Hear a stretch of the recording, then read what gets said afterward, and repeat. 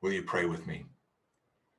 Gracious God, may the words of my mouth and the meditations of our hearts together in this place be acceptable in your sight, O God, our strength and our Redeemer. Amen.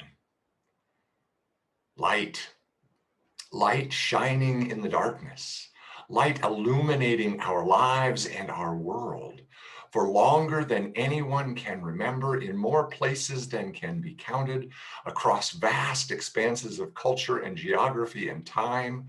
Light has been understood as a powerful symbol for that which is good and right and true, or for the sacred, or even for the presence of God.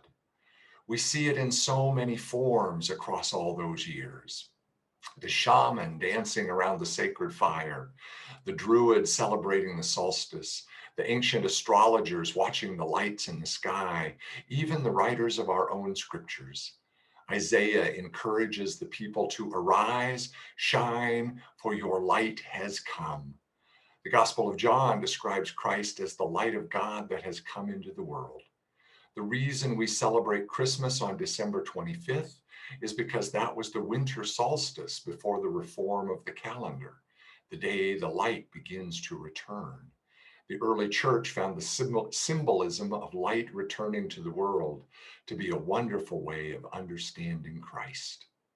In the liturgical calendar of the church, January 6th is Epiphany.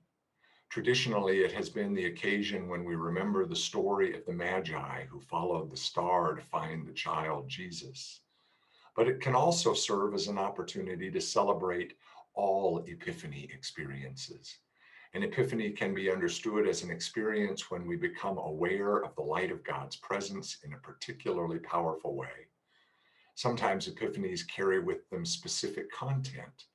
The wise men could be said to have had an epiphany, which led them to an understanding that the appearance of a new star was the herald of something new breaking into human history.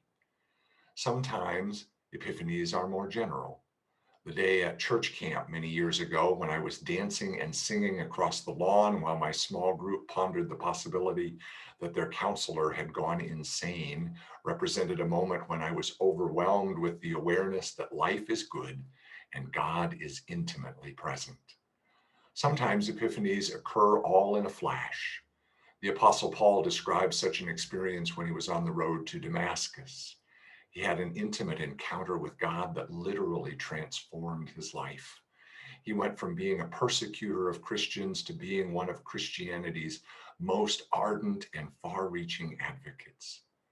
Sometimes epiphanies build over a long period of time until the cumulative effect of a variety of experiences finally comes into focus and a new understanding emerges.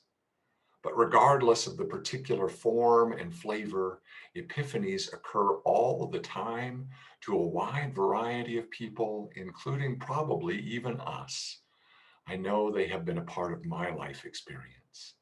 This is true because God's presence is all around us all the time, and God's desire is for us to be aware of that presence.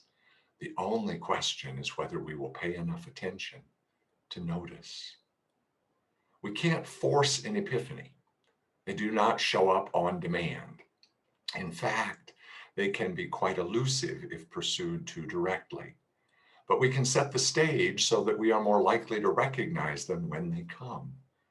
If an epiphany is becoming aware of the light of God, then it will be helpful if our awareness is not blocked by walls of narrow, rigid dogma or a certainty that we already know how the world works. All the enlightenment in the world would have done the Magi no good if, after recognizing the importance of the star, making the decision to follow it, and traveling a great distance to find where they were headed, they had been absolutely certain that God could not or would not work through something so mundane and ordinary as a child born to peasant parents. Be prepared to be surprised. If our God is incapable of surprising us, then perhaps we should consider the possibility that our God is too small. We can also help to encourage epiphanies by talking about them. When you have one, even a seemingly small and inconsequential one, tell someone about it. When we take the risk of putting it out there in the world, it stands a chance of becoming real, not only for those who hear it, but also for we who tell the story. And if you are fortunate enough to have someone share their epiphany experience with you, listen, really listen. Listen for the places where their story resonates with you. Pay attention to the ways in which their story lights you up. In both the telling and the hearing of epiphany tales, our awareness is elevated and we are more likely to recognize other places where God's light is shining. Winter is upon us, and occasionally that means we get to experience snow covering the landscape. And when that happens, all that snow blanketing the countryside gets there one small flake at a time. Our world is filled with the light of God's presence, and yet we often notice only the darkness. We can begin to change that perception by celebrating every glimpse of light we find, no matter how fleeting. One small epiphany at a time, one moment of insight leading to another, and soon the shadows won't stand a chance.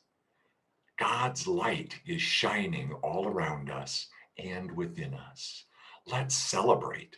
Let's arise and shine.